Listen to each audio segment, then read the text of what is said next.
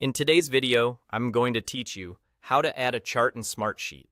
By the end, you'll know how to place a chart on your dashboard, connect it to your data, preview it, fine-tune the look and feel, and save your changes so your audience sees exactly what you intend. Start on your Smartsheet dashboard. Look to the right side of the screen for the vertical sidebar. Click the plus sign to add a new widget to your dashboard. From the menu that appears, choose Chart. This creates a new chart area on the dashboard and opens a settings panel on the right, where you'll do the rest of the configuration. In that right-hand panel, click Add Data. This is where you connect your chart to the information it will display. Browse your files and pick the data source you want to use. Select the sheet, report, or file that contains the fields and values you need. When you've made your selection, click OK to confirm.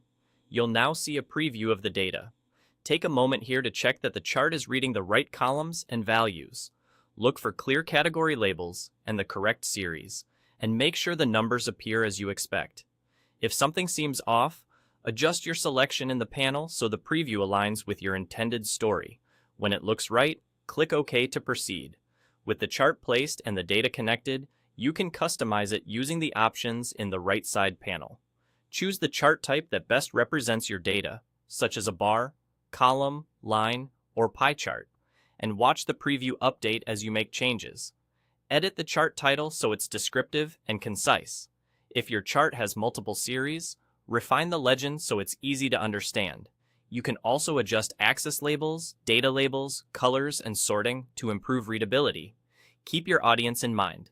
Pick colors with enough contrast, simplify labels if they're too long, and use a title that immediately communicates the main takeaway. As you customize, remember that the preview reflects your choices in real time, so use it to verify the design before finalizing.